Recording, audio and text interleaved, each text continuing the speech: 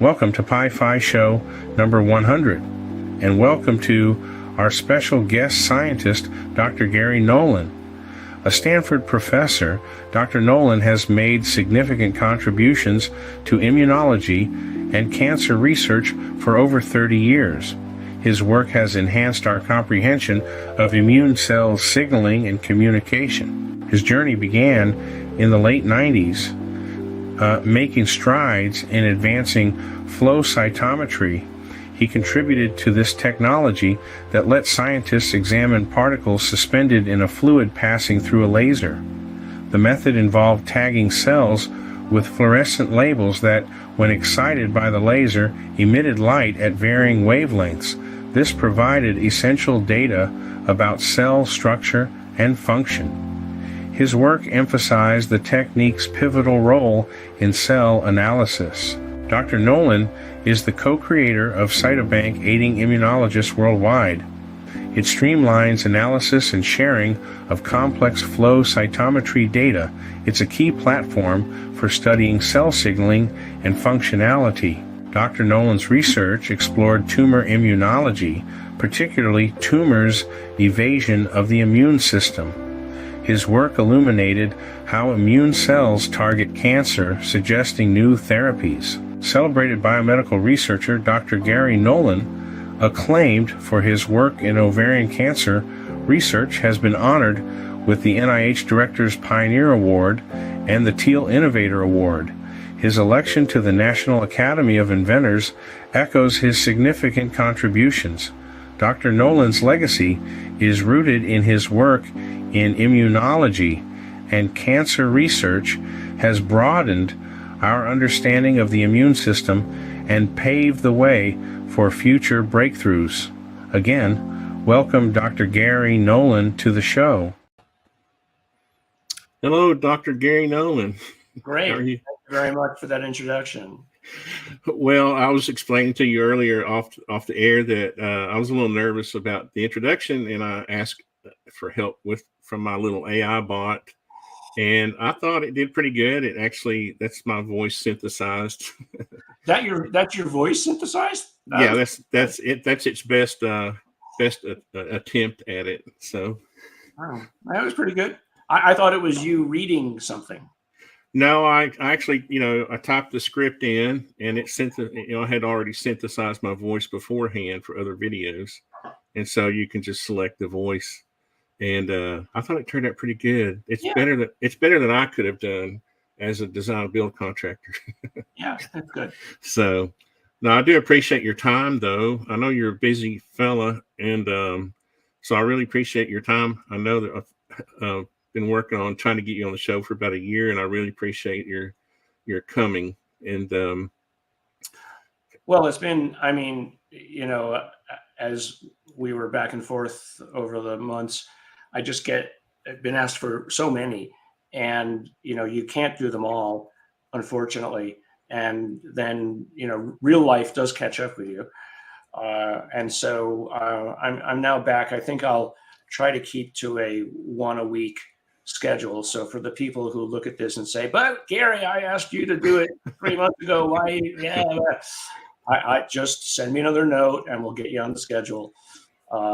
It's just it just started to take over my life, and I actually do have responsibilities at Stanford. Well, honestly, that's one reason I wanted to highlight the work that you're doing, because you do have things that, like, trying to help cure cancer that you're busy with, and I was going to actually say, see, you can, as a small podcaster, you can do it too. And then I realized, well, it depends on the schedule, I suppose. Mm-hmm. So, but I do appreciate you coming. And I did want to, there was two things I wanted to focus on. One was life on Earth, and then maybe possibly life off of Earth, and what your thoughts are on that. But, so I do have a list of questions, if it's okay here. Go for it. Well, one of them is kind of related to kind of a theme for this show, and I wanted to share that in the comments. And it was a quote I've always liked from Theodore Roosevelt, and you probably have heard this. And any moment of decision, the best thing you can do is the right thing. The next best thing is the wrong thing. And the worst thing you can do is nothing. Mhm. So I ran into that quote a long time ago as a young apprentice carpenter. But it was, of course, how rough we are in construction. It was more like, just do something, even if it's wrong. And I never knew where that quote came from. And I've always thought it was kind of a humorous, but then when I found out the root of it, it had a little more meaning to it.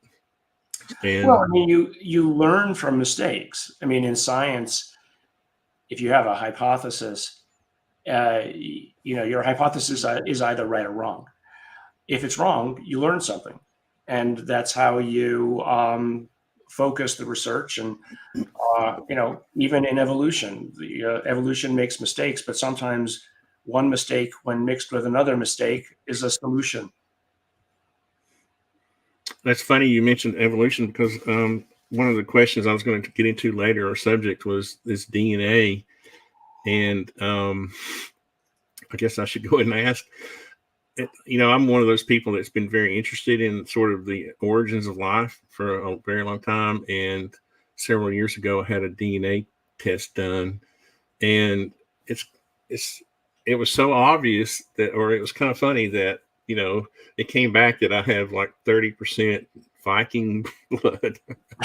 It was a little embarrassing, but it made sense after all. After and we used to joke in our family about how the Vikings made their way, to Tennessee before the Spaniards, and brought Mhm. So, moonshine and bluegrass with them. It's so funny. you had Norwegian or Swedish or It was Scandinavian and okay. Norwegian. Uh-huh. Yeah. And Yeah. I'm joking about the Viking part. Obviously, it Yeah. didn't. It Yeah. said, but it was amazing to me, though, how at different periods of life, like there was at one point, and this was the question I really had. There's like a 1 or 2% of Peruvian, of all places, Wow. DNA, and I was trying to figure out. And then there was this. What's it, Jakarta Indian. So you have these, and I understand, man traveled all over, Hmm. migrated all over the world, but the timeline was really strange. You know, it was like the Peruvian was earlier than the Scandinavian. And I'm trying to figure out how is that, because this was a pretty scientific CRI genetics. It was Hmm. actually like, it was more of a science based test than it was, a lot of these commercial sites you see. Right. So it seems very detailed, as far as it had the percentage of accuracy. Well, But I was, somewhere in the background, I mean, it could have been somebody eventually who moved from uh, somewhere in Peru to somewhere in Tennessee and had relations somewhere along the line. 1% is pretty small. So, I mean, that's probably, somehow at least 10 or more generations back. I mean, depending on how the genetics and the statistics work. But for your audience, the way that they do this and they can estimate it is what they do is turns out that most people don't move from where they are. And so scientists have collected genetic samples from all around the world and basically established what the gene patterns are in certain countries or cities or what have you. And so those become a signature for if any of that DNA shows up on the other side of the planet, you can basically say that somewhere in your past was that individual. I have like and most people have between 3 and 5% Neanderthal DNA. I think my family has about 5%. But we have DNA from the Middle East, surprisingly. Where does that come in? It's fascinating. But then you have mutations all along. I mean, I just found out I have a mutation that causes skin cancer, which explains all the skin cancers I've had. I just had another one removed. recently. You can see the scar. Hmm. But nobody else in my family has it, so obviously I'm a mutant. Well, the strangest part about it was the timeline, because that 1 or 2%, whatever it was earlier than what you would have thought. That Mm-hmm. how we migrated out of Africa, and then there was a Right. split, right? Right. It seemed like the timeline. I actually have it if you want to see it, but it was like 15 or 20 generations ago, Mm-hmm. and most of the Scandinavian or whatever is like 1600s or whatever. And I was trying to figure out how that 1 or 2% got in the timeline earlier than. But it doesn't Yeah. get in earlier. I mean, you can still, you can still breed with somebody from that area. They just have DNA that is as old as Okay, that the right. light bulb just went off in the head. Yeah. Yeah. So I wonder why this company even provides the timeline, because it's a little confusing. It makes it Yeah. seem Makes you as if, think it came. No, but it yeah, just means that DNA hasn't changed since then. because it makes more sense that a Spaniard had relations with a Right. Peruvian Right. and then came to Tennessee or whatever, Exactly. or went back to Scandinavia. You know how those Vikings were. They like to travel around and Mm-hmm. raid villages and things. But Yeah. so I thought that was really interesting. I've always had an interest in the origins of life, and since my whole life, I've had a interest in UFOs or whatever as a child. Science fiction, all of that, and then you get the exposure later in life to the internet.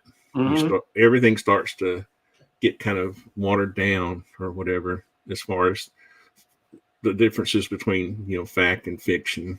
Mm-hmm. And that was one reason I was excited about talking with you, is I knew you've done the work, and there's a lot of philosophers and theorists on social media, and there's very few people who are actually doing lab work, who are doing the work, and that's where that sort of quote came to my mind. Got it. Um, Yeah, I was just having breakfast with somebody who's donated to the Soul Foundation, and we were talking about the difference between just talking about it and doing something. And he asked me, "Well, why are you doing this?"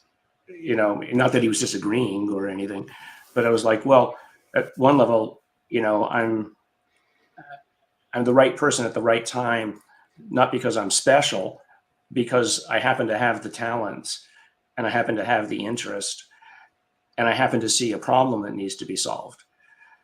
And, I always dislike wasted potential. I mean, it's something that always upsets me is seeing potential wasted, whether it's people or, something that you have sitting in front of you and it can help. Why not spend your time, to bring it to fruition? As a professor, I don't teach classes. I teach graduate students and postdoctoral fellows who come to me to work with me over the course of 4 to 5 years how to think in scientific terms, which is a language.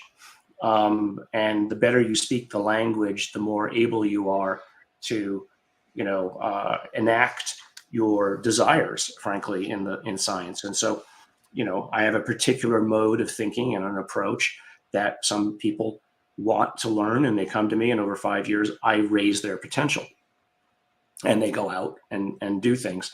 And so, similarly, in the area of UAP, I'm interested in teaching the field at large how to talk about it so that you don't get, verbally cornered by the pseudo skeptics, and also how to talk to your families about it without going over the line of making conclusions that sound crazy, but get people to stop and look at the data, because it's the data that should intrigue you. If you can't interest somebody with the data, then telling them conclusions is really just telling them ghost stories in many cases. And so, you got to get people to look at the data, because that's where that's how I got converted to be interested in this area, is not only because I had seen things when I was young, which, one can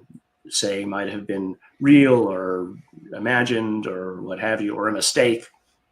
I don't think they were, but when you really get into the data, you realize there's something here that nobody in their right mind should ignore.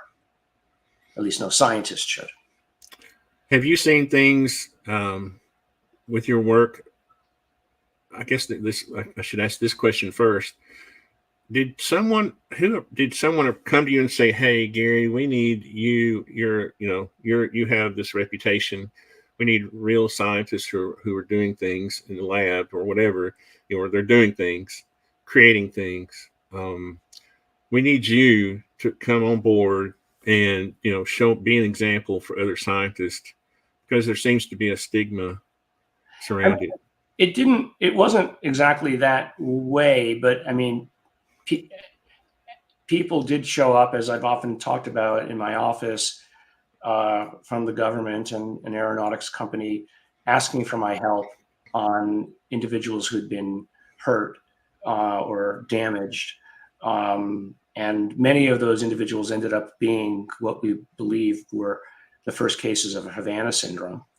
But when we determined that and removed those people, we did have a significant, let's say, concentration of people who had seen UAPs and had been damaged by that. So again, that was just the data. And the people I was talking to on it had not come to conclusions. Just because somebody says something doesn't mean that it's true. But certainly there was no doubt in my mind about why they had come to me or been brought to me. It was because there was obvious medical damage. And they came to me for the blood analysis tool that my lab had been involved in developing. And so, I mean, they didn't come to me because they had any future desire to get me involved in some bigger way. But once I got into it and I was introduced around, that's how I came to meet a number of other scientists. And I realized that there actually was, and it's often called the invisible college of scientists and people you could speak to with the language of science. And that's what kept me going. But I think what drives me today is more the notion that some people tell me that I shouldn't be asking the question. And that infuriates me. So, and, telling someone who's an expert in science and knows how to do it right and publishes pretty much anywhere I need to, that the question is somehow disallowed is just frankly ridiculous. So, call names or anything like that, but it's just that is what drives me to prove to them that the question is valid. Not that the conclusions are valid, but that the question is valid. So don't you dare tell me that I shouldn't be asking the question. And Avi Loeb is doing the same thing. I mean, he's been hammered, perhaps a little bit more repeatedly even than me. But he has, I think, that same righteous indignation that drives him to basically show the people who are saying don't do it that you're really not playing by the rules of science here. And that's saying it lightly. I mean, I've spoken to him many times behind the scenes, and he has far more colorful ways of talking about it. I did some volunteer work for the Galileo project early on. It started off with helping them identify. They had about, I guess, 300 or 400 people helping to train the AI to recognize, images, certain images, that kind of thing. Yeah. And then it moved into me helping do some CAD work. We were designing a portable, cool. stand for some transmitters. But I don't think they liked me making content about one of the guys at Caltech accidentally, I guess, gave me permission to make videos, and I did, and I think they didn't. Anyway, I understand what you're saying about Avi, because the whole thing is interesting to me, and I think asking questions is what science is all about, right? Right. Exactly. I mean, I think people forget that's the basic thing that we're doing is asking questions, and you can't really do that sometimes in some communities without there being a presupposed answer to the question. Well, I mean, even if we're, and John Mack had made this point years ago with the abduction phenomena, even if all we're dealing with is somebody's hallucination or some kind of psychosis, the fact that the psychosis or hallucination is so broad would be interesting. I'm not saying it's psychosis, so please, I don't need 5,000 things. Yeah. I'm disparaging them. Not at all. So, even he said, look, it's interesting no matter what the answer is, and so actually it reminds me, early on in my science career, Leonore Herzenberg, the wife of Leonard Herzenberg, who'd invented the flow cytometer that I've made improvements to over the years, said, look, Gary, there's two kinds of questions you can ask. One is the Las Vegas question, where if the answer is yes, you win. If the answer is no, you lose. Now, how much time do you want to spend, or think about it as money, how much money do you want to spend until you win the lottery ticket? Right. So there's sometimes good yes, no questions, though, where your chance of getting a yes answer is better if you try hard enough, or if you understand enough to say that this is a low risk question to get to yes. The other kind of question you can ask is one where no matter what the answer is, it's interesting. You should always try to ask a question where the answer is interesting, so no matter what, because you get an outcome, you learn something from that, which is kind of goes back to the beginning of the conversation, where you're talking about, getting the wrong answer. Maybe sometimes you can learn from the wrong answer. That's kind of where the quote came from for the show. I was curious about. I've got several questions going back to the DNA thing before we get too far away from it. Mm-hmm. I accidentally skipped over some questions from the audience, and they're related to. Go for it. The DNA. I guess I actually invoked it because I was talking about my Peruvian DNA. Mm-hmm. They were asking about if you had. Let's see. This is the question. Ben Thomas is a good guy. Have you seen or been informed of any DNA analysis of the biological remains David Grush speaks about? Oh, that may be different from the Peruvian. I mean, the short answer there is no. I mean, David would never, violate his secrecy agreement there. I think this is the one that gave me the impression he was talking about the Peruvian. Right. So, look, people about, I don't know, a year or two ago related to this came to me and asked for my help. And my first inclination was no, if only because it might be human remains. And the last time I got involved with human remains turned into a giant debacle. I mean, not that I didn't prove that it was human, but some people didn't like that, including the person who brought it to me, and made a number of unfortunate statements publicly about me to his, whatever. So I just didn't want to get involved with that again. It wasn't that I'm not interested, believe me. When Masson brought it up again, more recently, I, not to me, but publicly, I laid out somewhere on Twitter what I thought needed to be done. And the first thing I said was, look, there are plenty of very competent, great scientists in South America. You don't need to come to some North American guy to solve your problem. You guys can do it. No doubt about it.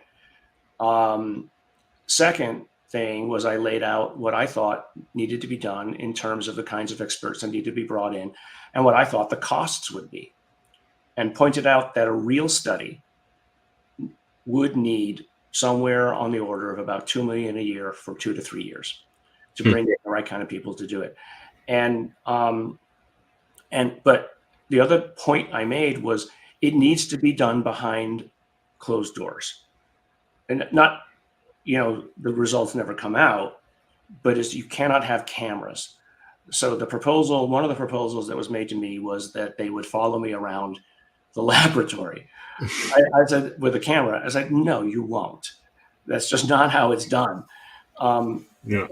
And so it was ridiculous. And that it's funny you say that. Let me interrupt just for a second. That thought just had just invoked my PTSDs of where I had a home. I built custom houses for people, and I had a homeowner who wanted to follow me around all the time. Yeah. So it's very, I get that. I get it. And so, but I said, look, this is how much it would cost to do it right. And here are the kinds of experts needed. And that was really when I think the more doll-like mummies were coming out. And I'd seen a couple of videos online of basically a bone specialist pointing out how it is basically a conglomeration of bones from multiple individuals, and everything was done wrong. And I don't know whether to believe him or not, except that was out there, and that caused me to pull back. Subsequently, some other mummies have been brought forward that look a little more interesting.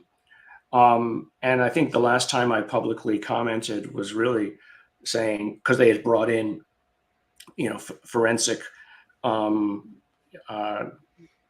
investigators from the U.S., somebody who's a specialist in bones, a forensic scientist who worked, I think, somewhere in Colorado, and people that are of the caliber that I think are required, and they're doing it for free.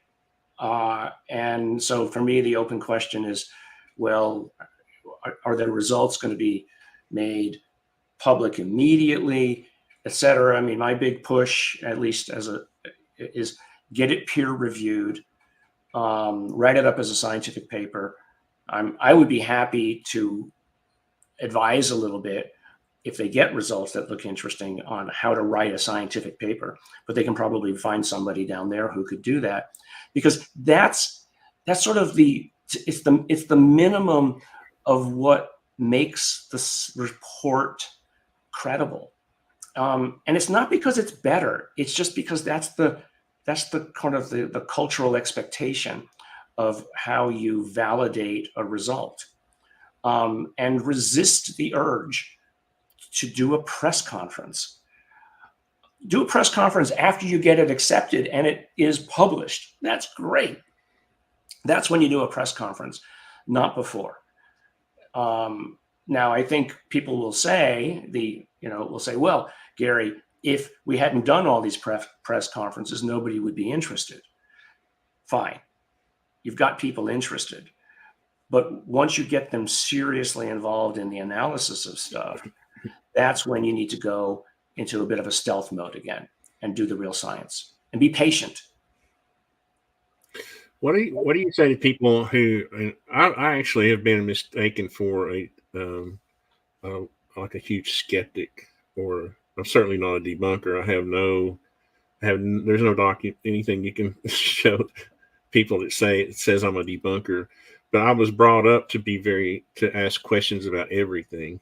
My mother was in medicine. She had a very scientific mindset, and she was like, question everything. And that annoys people, And I wish people could just say, okay, asking questions is fine. But what isn't there some sort of and this kind of goes back to the DNA thing. In my mind, it does. Isn't there something about human or that our evolution that allowed us to have and maybe it's just some people have a more fine-tuned intuition than others, so that when you see something, your intuition informs you? Yeah. Well, I mean, just look at it. I mean, humanity as a whole a um, is a tool set of capabilities, and a tribe needs to be big enough to have multiple different types in it.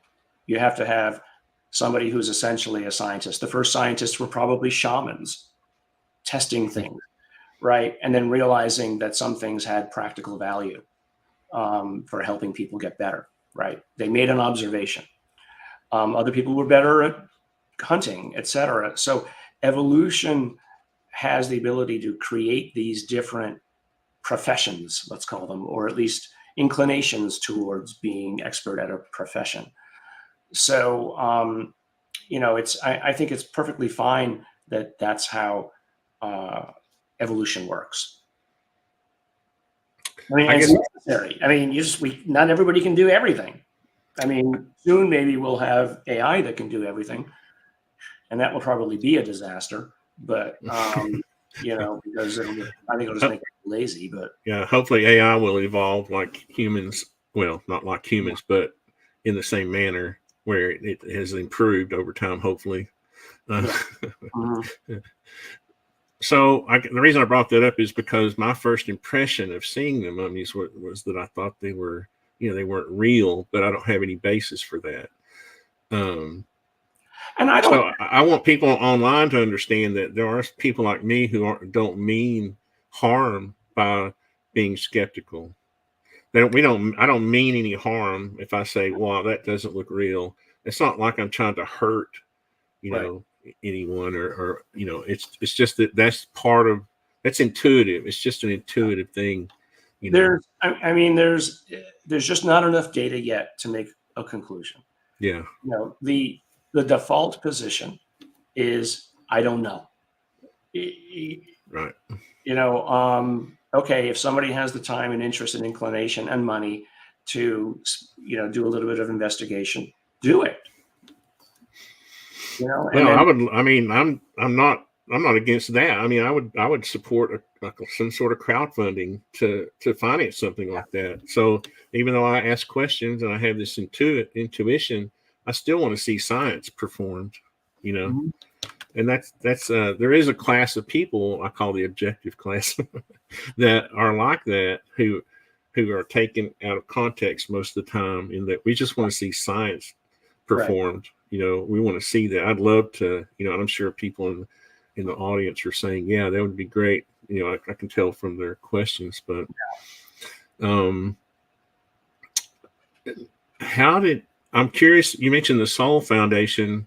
Do you want to pronounce it Sol or Soul? I've heard it pronounced. SOL, as in like solar. Solar. That makes sense. Yeah. Sol is the Latin word for sun. Okay, that's where I get that confused. Yeah, I've heard it said both ways. But when was the idea behind that? Where did it come about for that? Or is it just that I don't know enough about it? No.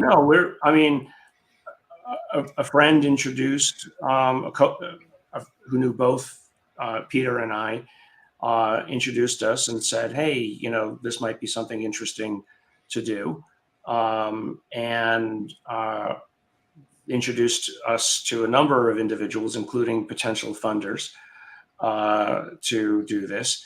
And it seemed to make sense to me, because one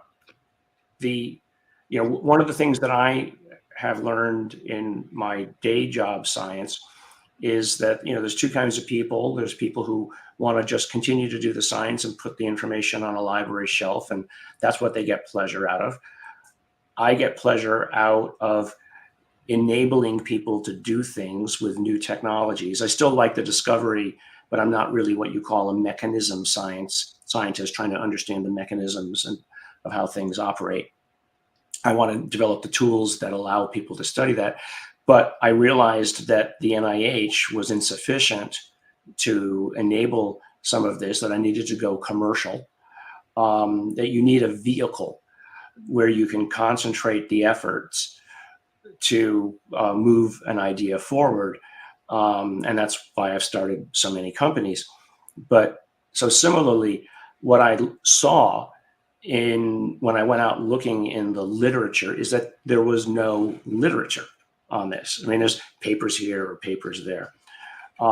And that the journals that did exist were considered fringe journals. And so in a bad way, unfortunately. So what I felt was, well, maybe I'll succeed. I don't know if we'll succeed in the long run or not, is that we need to put foundational information in the literature so that policymakers, government, or commercial enterprises could go back and use this information to build upon and to convince others that this is worth investment into, or this is worth analysis of, because it is either a threat or it's interesting. So there wasn't an academic atmosphere around this, just look at UFO Twitter, at least the worst of it. But I mean, I've luckily blocked I think I've blocked thousands of people now. So if you come into my thread and you say anything negative about anybody, you will get blocked. And so it's just, I don't have time for it, which means I create an echo chamber, obviously. But it's like there's a lack of professionalism. And I was like, okay, well, what do I do about it? I can either complain or I can do something about it. And it comes back to that notion I mentioned before of, I hate seeing potential wasted. I see so much energy in the community. So how do I organize the energy?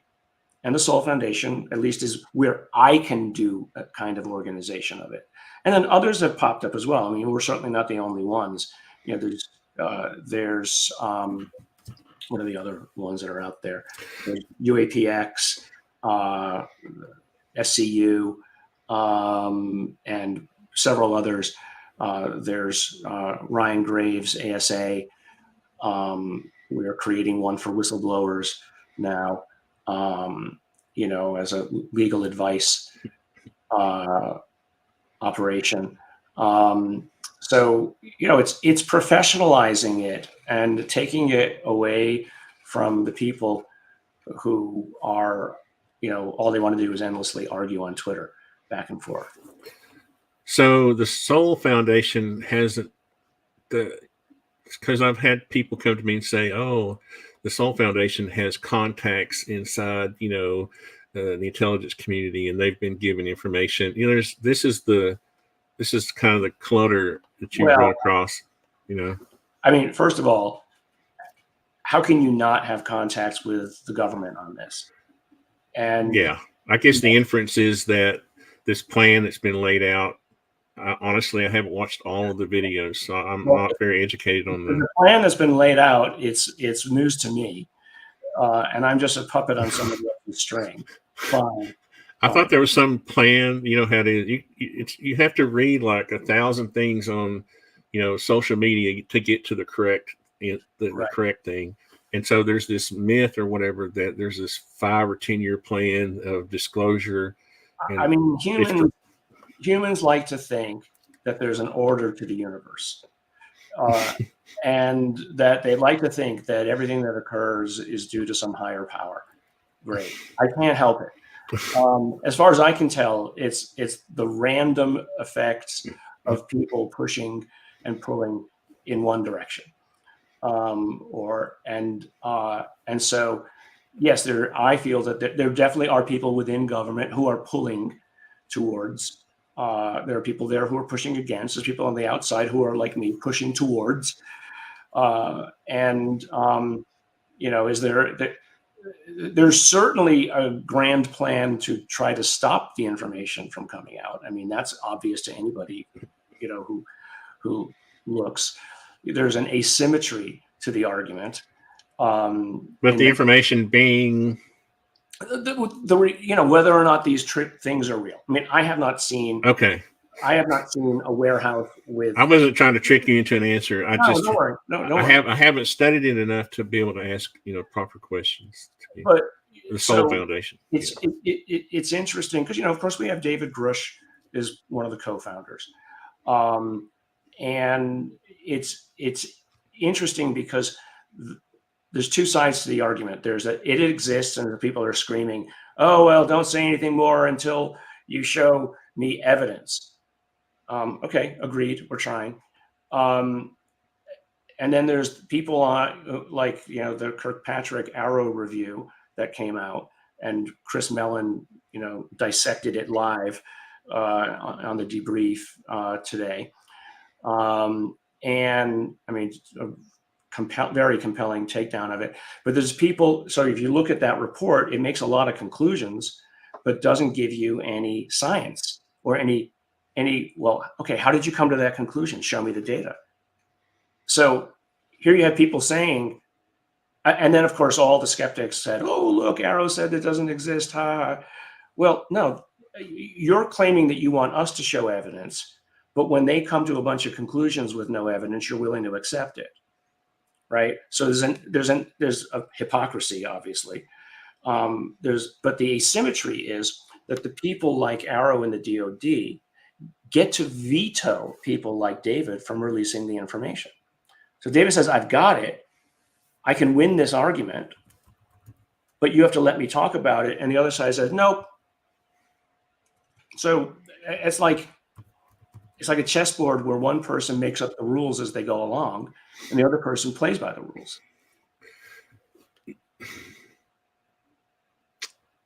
I had a question related to David Grush. Mm-hmm. Oh no, it was about Chris Mellon. I guess.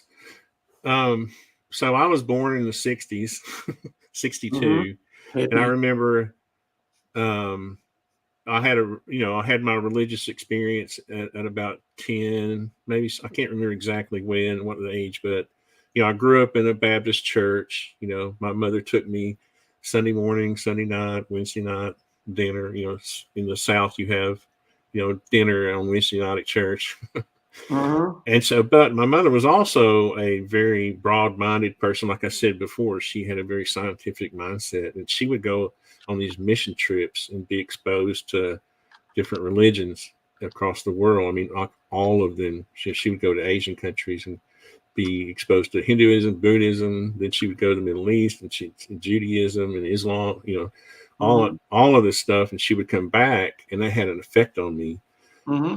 So honestly, people don't quite understand this when I say it, but my religious experience, as soon as I was baptized, all of a sudden it was like this light. And it was a really weird, strange experience. When I came out of it, it wasn't that I wanted to go convert the world to Christianity. All of a sudden it was a journey to understand creation. Mm-hmm. Which actually led me to other things besides Christianity. It's very bizarre. It is the most bizarre. And I have a hard time explaining that. So my entire life, I've always thought there was life in the universe, other life in the universe, but I don't know. It's odd that it seems like the times on Earth, and the reason I said I was born in the 60s is because it seems like every 10 or 15 years you'll have this, I'm calling it a wave of excitement surrounding UFO, UAP, UFO. And it always ends in a lull, obviously it's a wave, right? And this current wave obviously started in 2017, right? You had the 2017 article. You had the gimbal, the go fast, the jellyfish, or whatever. You had all these events that are kind of leading up. And then you have, I feel like we're at the crest of the wave, because at the crest of the wave, to me, are things like Chris Mellon saying, part of the 2017 article was not based on fact. And then you have the Arrow report come out. It's almost, and then you have Chris Mellon, like you mentioned, kind of pushing back against that report. But at the same time, he hasn't spoken favorably of the 2007. I guess I didn't mean for this to be a diatribe, but it seems like we're on the downhill side again. It's like we have people now trying to convince us, like for the past 5 or 6 years, we have people trying to convince us that it was aliens. And now we have people, the same sort of people saying, no, it's not, No, So, I mean, here's, I sort of detected a lot of the negativism out there on it, and frankly, I don't see it. It's like people have gotten that they think it's like some sort of a TV show where, like, the series has to have a continual drumbeat, or it just stopped, or somebody canceled the show. No, that's a good analogy, actually. I mean, it is, you have to expect, first of all, that there's going to be pushback. Do you think after 80 years, the people who have been trying to keep this behind the scenes for good reason or bad are suddenly going to just give up the ghost because Twitter says they should? UAP Twitter says they should. I mean, I don't think so. I mean, get a grip. That's the first thing. Second, everybody who I know who helped get it to this stage are still working on things. They've realized that the more they do it like science in the public eye, the more you're basically giving the opposition intel on what you're up to so that they can prepare. So it's like, no, there's lots of stuff going on. And just because Arrow or Sean Kirkpatrick goes out on a couple of TV shows or articles with incredibly bad journalists, that suddenly that means it's all over. I mean, give me a break. That's not over. It's just, if you're going to complain about it, fine. Don't bring other people down with your whining. I'm sorry. Go back to do the stuff that you would normally do in your life and wait until such time as the people who are actually doing the work on it give you your candy. But don't whine at me that I'm not giving you candy every day. And that's just, sorry, I'm just being a little annoyed by the people who want this drumbeat of, or have false or unreal expectations of what the outcome should be every day. This is hard work. Get to work. If you're gonna, you are not, in my opinion, in my lab, you are not allowed to complain incessantly unless you simultaneously have a solution or want to work on solving the problem. Aren't we asking a bit much anyway from government to solve this when they're one of their main goals is to keep secrets, not disclose them? Well, I mean, right? and Avi has the right approach, and it's a variation of what I've been talking about. Is why wait for the government to give me permission to believe something? But to do the work. So there are other ways to get at this without waiting for the government to give us the answers. And so, I'm involved with efforts for that as well. Yeah. And what drives me a little crazy there is that you have people like you and others creating organizations or companies or whatever to perpetuate, finding out or, disclosing. And then you have people saying, oh, those people are just grift. You know what I mean? You can't win for losing. What is a grifter? I mean, I don't understand. It's just this term that people use. I just don't understand. I mean, if you go look at the definition of what a grifter is somebody who commits fraud. So, okay, no, I don't. If you're going to call me a grifter, if the word didn't mean practically nothing these days, it's practically liable. It's liable to call someone a grifter. I think most people use it as just nowadays. People are so envious of people who are successful or are able to make a living at what they do they're calling people grifters who are just trying to make I'm the money. worst grifter in the universe. Ben. Yeah. Yeah. I've literally spent of my lab budget now. I have like royalties from my patents that have come in. I have a big fund sitting there. I have my endowed fund, which generates a good sum, a few $100,000 a year. And I don't use it all every year. You mostly use it to, supplement postdoc salaries and things. I've spent probably now about $350,000 of my lab money. I've spent about $50,000 or more of my own money. Actually, I haven't even kept checks, probably more. So I'm the worst grifter in the universe. I'm the anti-grifter. The fact is this technology, or even research about technology, cost a lot of money. Right? I mean, look at cytometry. I don't know a lot about it, but from what I gather, you're taking lasers and shooting it at at liquid, right? Just the equipment. I don't know what that costs, but it has to be some substantial amount. I mean, my former mentor invented that machine. We were involved in sort of the next generation machine, which actually doesn't use lasers but uses mass spectrometry, and enabled us to do more measurements per cell than traditional flow cytometry could. I mean, those machines, when I was a grad student, those machines cost $500,000. The best of those machines today, which can now do 30 or 40 parameters, cost $500,000. It's expensive work. Does the new machine shoot particles at that, or what is it, like a collider, or is it like what's the process now of? So you stain cells with antibodies. Antibodies will bind to specific target proteins that tell you the kind of cell that it is and what the cell is thinking, in a way, at that point in time. Those antibodies have attached to them metals and unique metals or isotopes of metals, which is kind of how I got into the whole isotopes game. Then each cell is shot into a 7,500 degree Kelvin flame, one cell at a time, about 1,000 cells a second. And that cell obviously incinerates and becomes a vapor cloud. So 7,500 degrees Kelvin is the surface of the sun temperature.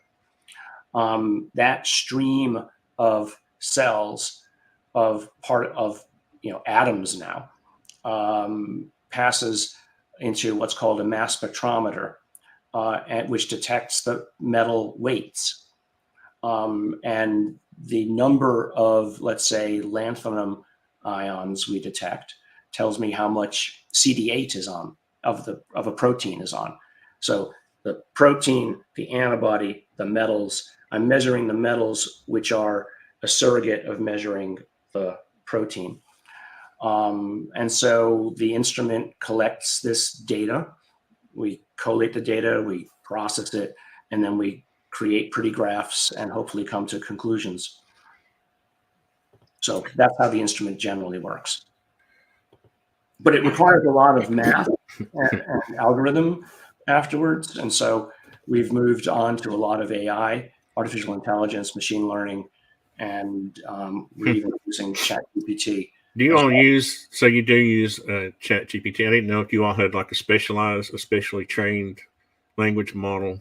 Yes, we do, actually. We have that I've actually spoke about at just down in San Diego the other day, American Association of Cancer Research, and at what's called a Keystone meeting up in Vancouver 2 weeks ago. We developed these large language models for not just, so basically you take your data. The big problem is you get all this data, you go, oh my God, what am I going to do with all this data? Then somebody has to go through meticulously and go look in the literature. Well, the literature actually has been encompassed within some of these large language models. And so we've developed a way to look at the data, have the large language model interrogate all of human knowledge and come up with reasonable explanations of why the data is as it is. And then it also gives the user the experiments that you should do to prove these different ideas. Because experimental protocols are all in the literature as well. So you just have to train the large language model to do it. So it's quite remarkable. One of the things I found very exciting about OpenAI's approach is that I have an API key for OpenAI, and I can upload files related to, like in my industry. Yeah, I've created a small language model for the construction industry for my processes. Cool. Yeah. But I can, if I'm on the job, I can say, I can invoke that information, and it can just bring up a checklist. Yeah. Right. I don't have to carry checklists around for me. And I kind of envision that with with science, is that it's not like you have to retrain. I guess once you have a good model, you can just sort of, have it access information. And absolutely. I don't know. I just find the whole thing fascinating. I could talk an hour just on I it. see a question that just popped up from this guy, Kurt. That sounds, the approach would work well with the Human Cell Atlas project, which I'm a part of that. And the Codex and the MIBI has contributed a good deal of the information that's in the Human Cell Atlas now. Absolutely. In fact, that was the frustration that drove our creation of what I just talked about, because all these weird cell, especially in the immune system interactions, let's say in cancer, nobody has really a clue. Everybody knows what an individual cell might do, but what 3 or 4 or 5 cells are all doing together in some orgy of interactions, they're very abstract. They're temporary. They interact. They go off and do other things, and there's this constant, handshaking going on. So we needed a way to coalesce all of human knowledge in some way that is now usable by what I often say mere mortals. Because I can't be a domain expert in every angle of immunology. There's hundreds of different sub expertises in it, and so AI is the only solution. So these cells, like cancer cells, can they all have their different attributes that affect the group? Yes,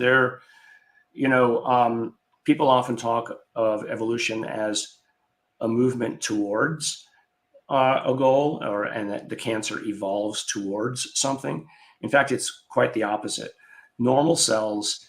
So the first time 2 cells on ancient Earth came together and said, "I will not divide at your expense," that contract was the first of a multicellular organism, right? And so it eventually became more and more complex, and more contracts, basically rules, were built that says, "I will not divide at your expense."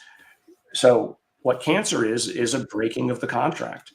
It's going backwards down through the rules and saying, nope, I'm not going to do this. I don't listen to you here. I'm not going to follow that rule, etc. And there's, as it turns out, a bazillion different ways that you can break the rules. And that's why cancer is such a tough problem, because it is, at the same time as it's breaking rules, it's learning how to teach normal cells in the immune system how they shouldn't be following the rules, right? So there's this, the cancers are teaching the immune system to help them, often in a way, or evade them, or I'm not here, don't look at me. I guess it would take more than lifetimes that we have to take a group of cancer cells and isolate each cell and figure out what's up with each cell, I guess, and what those attributes are. I don't know. I'm imagining that, You're definitely on the right track. I mean, you have the instincts of a scientist for sure. The issue is, at the very beginning, what we need to do is find and develop and understand what are the rules. So a good friend of mine who won the Nobel back in 2018, James Allison, he and his wife, they're co-directors of the MD Anderson Cancer Center, where I'm actually doing a part-time sabbatical. He looked for a broad rule that, and they're called the checkpoint inhibitors, that showed that cancer turns off the checkpoint inhibitors. And it turns out that one observation was able to work for a number of cancers. Doesn't work for all cancers, right? And it doesn't even work, for melanoma, which is the disease that I get, basically yearly. And so I have to basically get pieces cut off me every, three times a year. They're chunking me apart, which is fine. It doesn't work for all melanomas. So why? So you got to go into the ones that it doesn't work with. And so you look at the failure and you look at the success, and you try to find out what the rule is, to, better teach the immune system or come up with new approaches. So, it's incremental. It's a lot better than it was years ago. And even 10 years ago, which is why, Jim won the Nobel for it. It's funny, you made me think of this little project my son had in middle school.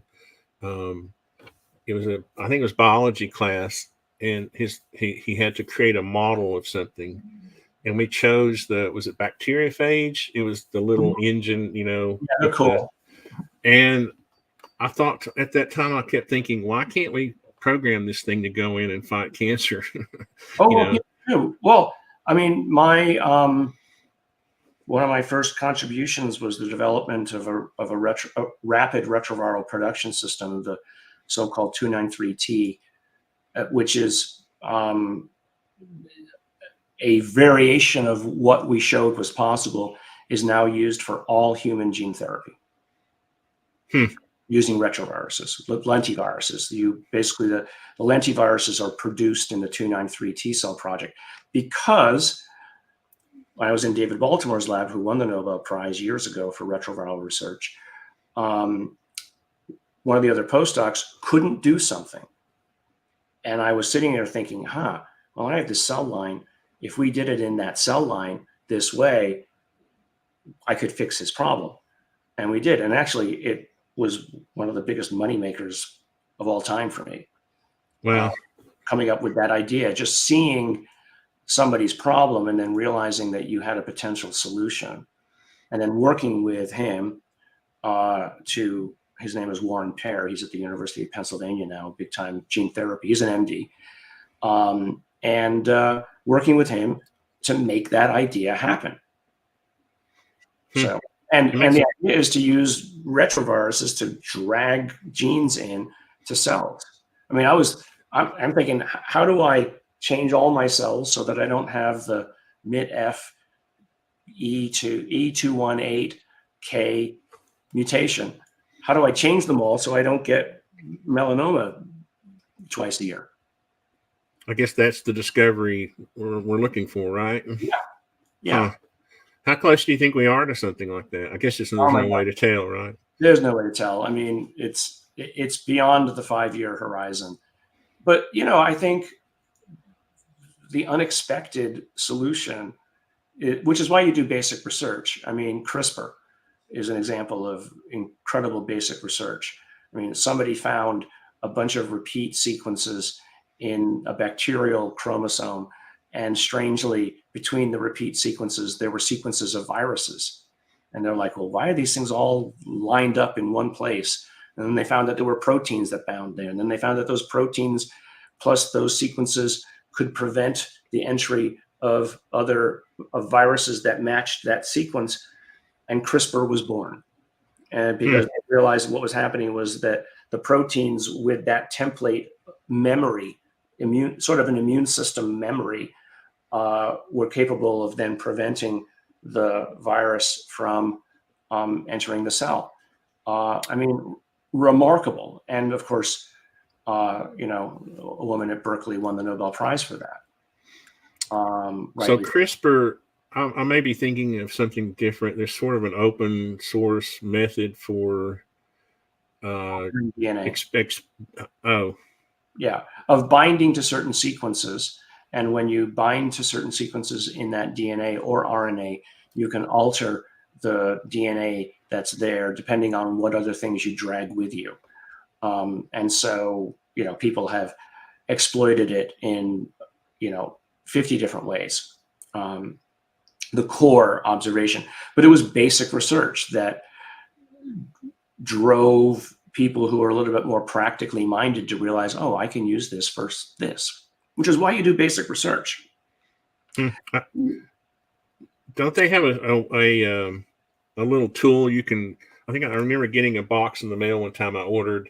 It was an experiment, and then you run it, and then you send the results back. Is that the same? I may be thinking about something else, but I remember that was another project my son and I did where we ran the experiment, and then we took the results and sent it back to the organization, and they used it. In other words, they had 1,000 people, millions of people doing these experiments, and they would bring the results back. Mm-hmm. That's not CRISPR, is it? That's no, I don't think so. Okay. It wasn't even using CRISPR, I guess. By the way, I have another meeting. Oh, okay. Well, coming up. When is this meeting? I'm supposed to be on this other meeting. We were only scheduled for the hour. Oh, I apologize. Yeah, I gotta go. All right. Well, I really appreciate your time, Gary, and I hope maybe sometime you can come back. I know you're not going to be doing many of these, but maybe we can have you back sometime. Would love to. And sorry I didn't get to questions, but if you want to email me the questions, I can try to answer them. Okay. I might do that if you don't mind. I had questions I had asked other people to send, and but anyway, I appreciate you, and congratulations on your work, and I appreciate. There are a lot of us out there who appreciate what you're doing. I'm trying. I'm here. Okay. See you later. Thank you. See you. Bye. Oh man, I had 20 other questions, and I had asked for people to send in questions like Alexei Novitsky, who's a friend of mine and sometimes co-host, had questions, and I'm going to send these questions in, and several other people, Dan Warren and Ashton Forbes. There were several people that had questions, so I apologize. We spent time speaking about other interesting things, and hopefully we can get Gary back sometime. Thanks for all those people who support the show. It's our 100th show. We made it, and it's a personal victory for me to have Gary on the show. I know people will say that that's fanboying out, but if I can do that, anybody can. And just to make it this far and have people, I have to recognize people like Alexei, who's co-hosted before, Patrick Compton. There's several people who've helped get it this far, and I appreciate them. Appreciate Ashton. He's supported the channel, and we've interviewed him, and appreciate a lot of all of you out there who support the show, and hope through having Gary we can get better, more and better guests. And I'm rambling now, but I just want to say thanks a lot. And the past 10 to 12 years has been awesome. And thank you.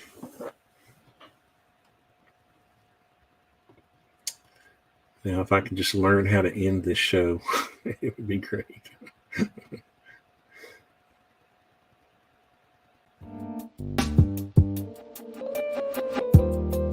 you are about to see is a real-life story. The accounts have gone into great detail to give each side's version